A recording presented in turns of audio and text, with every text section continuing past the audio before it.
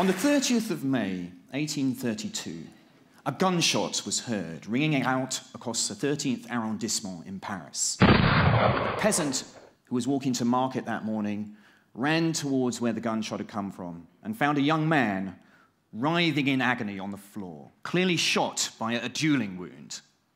The young man's name was Évariste Galois. He was a well-known revolutionary in Paris at the time.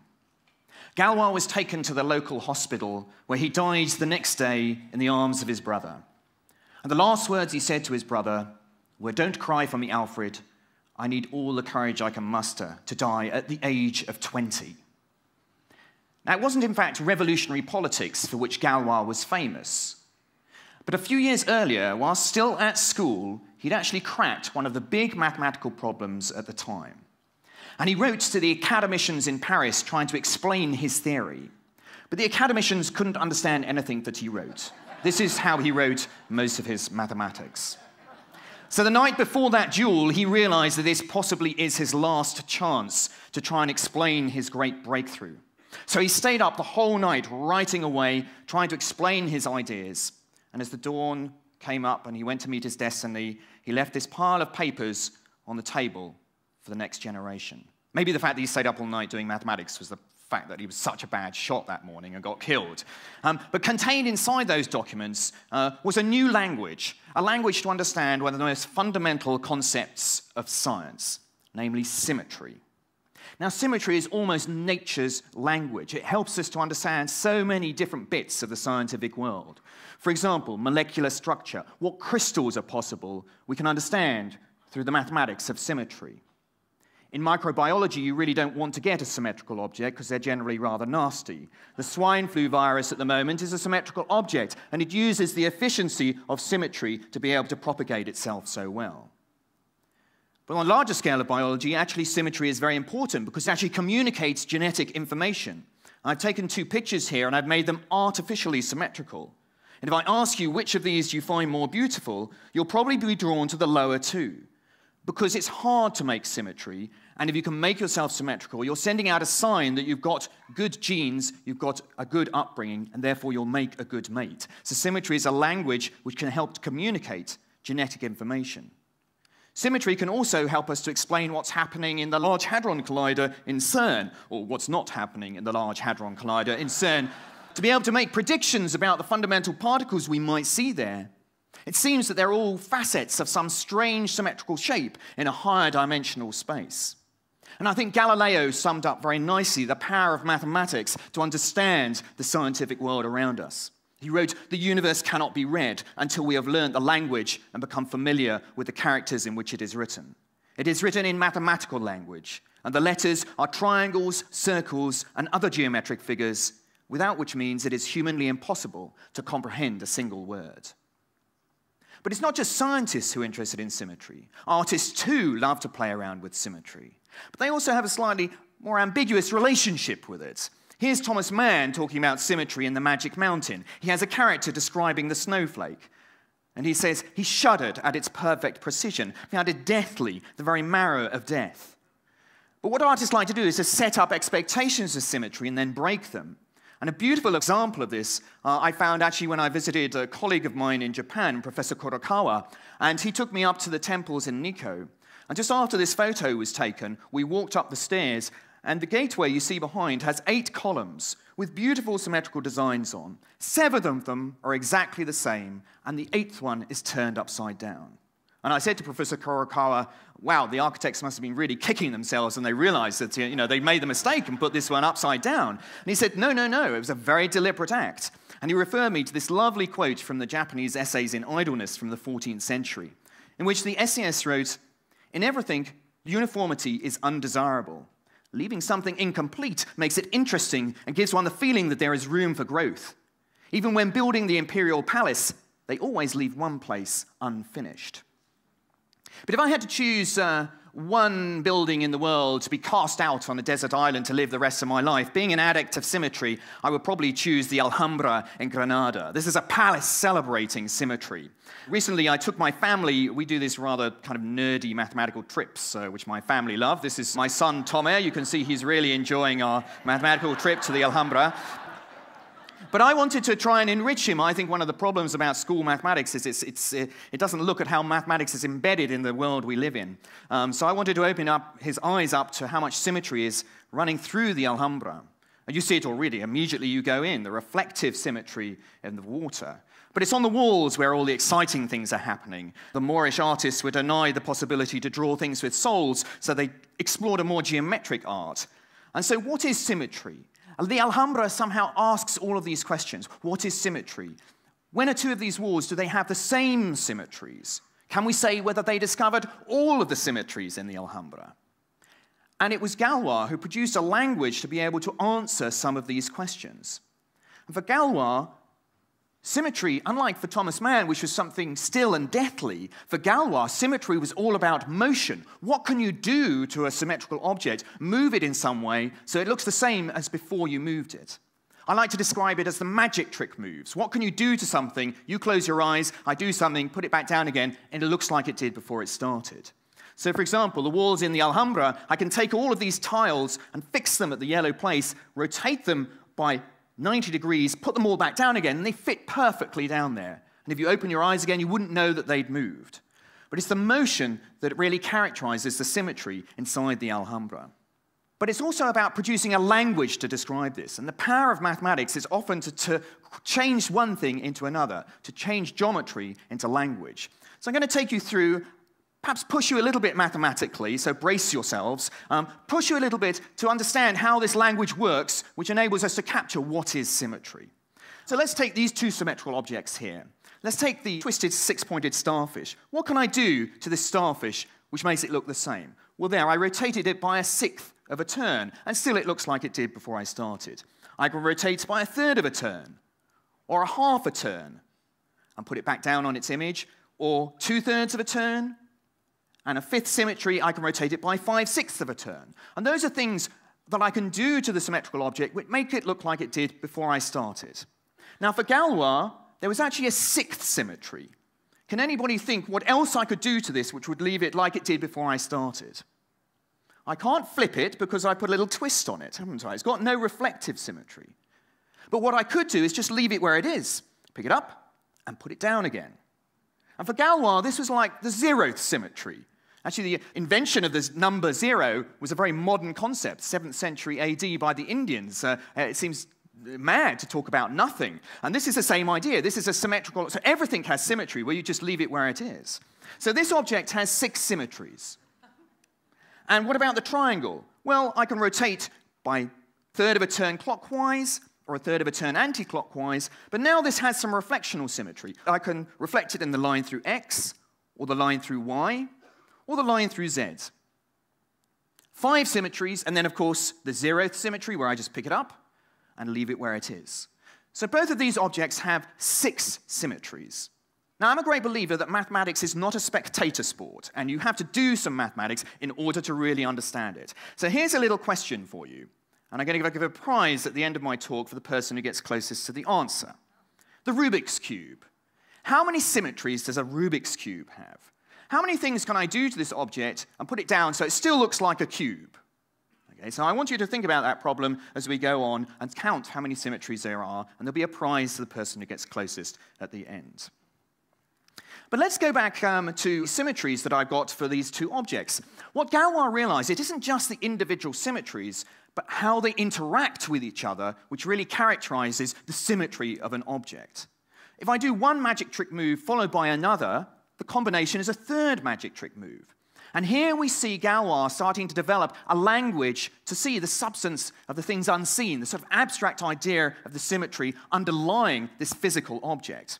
For example, what if I turn the starfish by 1/6 of a turn and then 1/3 of a turn? So I've given names, the capital letters A, B, C, D, E, F are the names for the rotations. So B, for example, rotates the little yellow dot to the B on the starfish, and so on. So what if I do B, which is a 1/6 of a turn, followed by C, which is a 1/3 of a turn? Well, let's do that. 1/6 of a turn, followed by 1/3 of a turn. The combined effect is as if I just rotated it by 1/2 a turn in one go.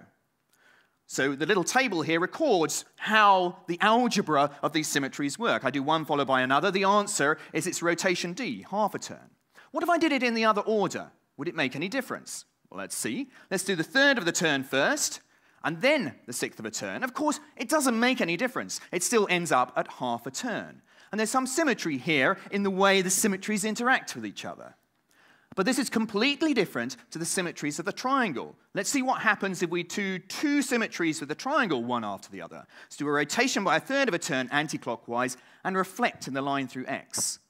Well, the combined effect is if I just done the reflection in the line through Z to start with. Now let's do it in a different order. Let's do the reflection in X first, followed by the rotation by a third of a turn anti-clockwise. The combined effect, the triangle ends up somewhere completely different. It's as if it was reflected in the line through Y. Now it matters what order you do the operations in. And this enables us to distinguish why the symmetries of these objects, they both have 6 symmetries, so why shouldn't we say they have the same symmetries? But the way the symmetries interact enable us, we've now got a language to distinguish why these symmetries are fundamentally different. And you can try this when you go down the pub later on. Take a beer mat and rotate it by a quarter of a turn, then flip it, and then do it in the other order, and the picture will be facing in the opposite direction. Now, Galois produced some laws for how these tables, how symmetries interact. It's almost like little Sudoku tables. You don't see any symmetry twice in any row or column. And using those rules, he was able to say that there are, in fact, only 2 objects with 6 symmetries. And they'll be the same as the symmetries of the triangle or the symmetries of the 6-pointed starfish. I think this is an amazing development. It's almost like the concept of number being developed for symmetry.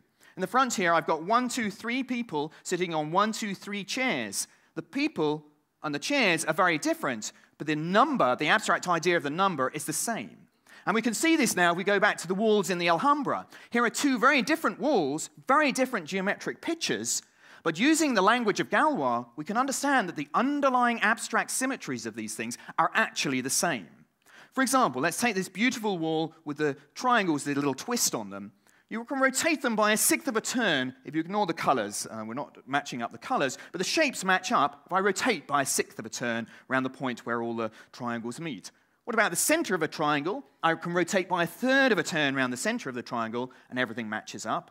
And then there's an interesting place halfway along an edge where I can rotate by 180 degrees, and all the tiles match up again. So rotate halfway along the edge, and they all match up. Now let's move to the very different-looking wall in the Alhambra, and we find the same symmetries here and the same interaction. So there was a 1/6 of a turn, a 1/3 of a turn where the Z pieces meet, and then the half a turn is halfway between the 6-pointed stars.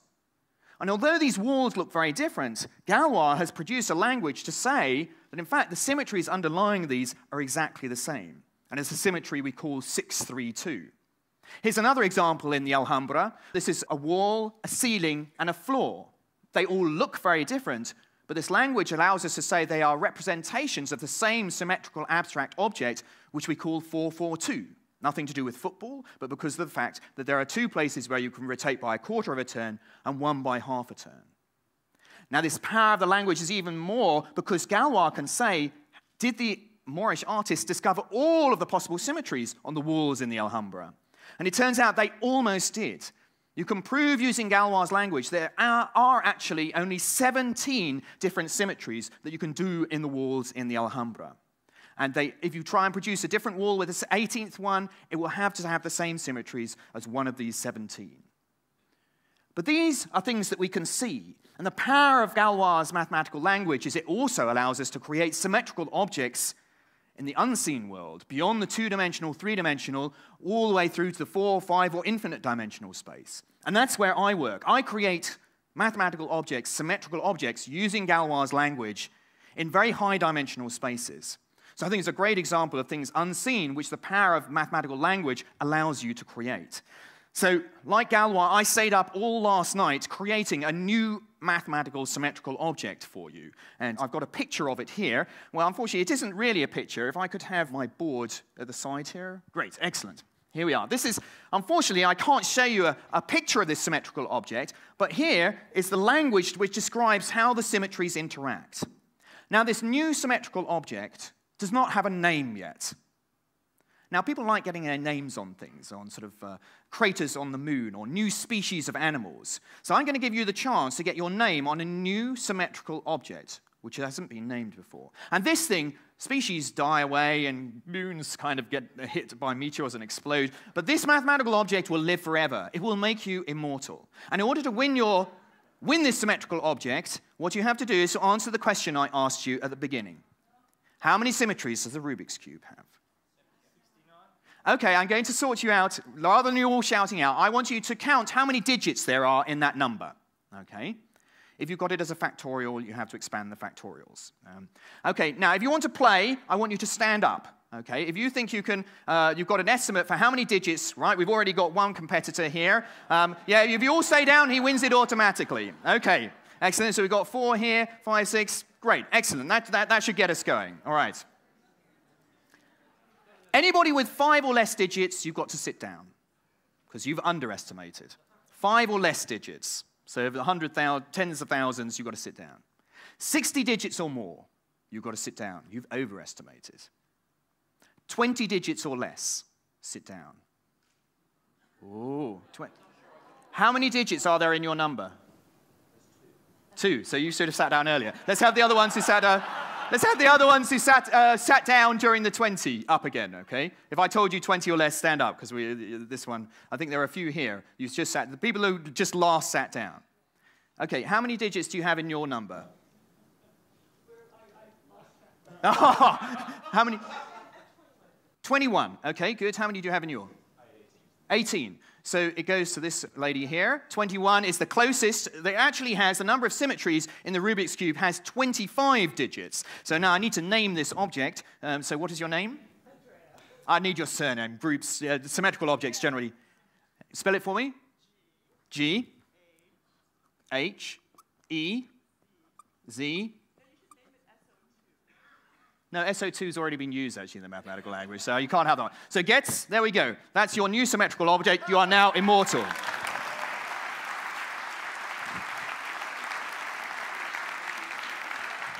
And if you'd like your own symmetrical object, I have a project raising money for a charity in Guatemala where I will stay up all night and devise an object for you for a donation to this charity to help kids get into education in Guatemala. And I think what drives me as a mathematician are those things which are not seen, the things that we haven't discovered. And it's all the unanswered questions which make mathematics a living subject. And I always come back to this quote from the Japanese essays in Idleness. In everything, uniformity is undesirable. Leaving something incomplete makes it interesting and gives one the feeling that there is room for growth. Thank you.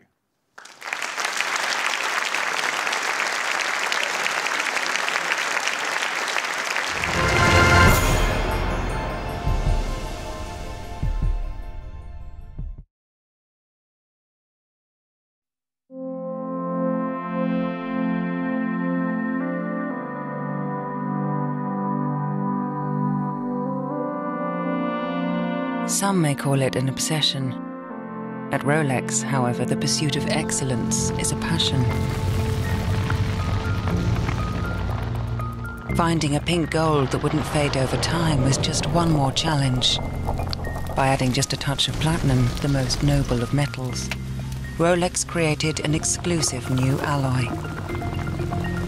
We call it Everose Gold.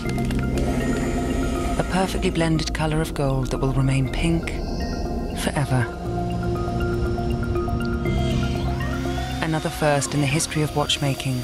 Only Rolex could have created an alloy like Everose.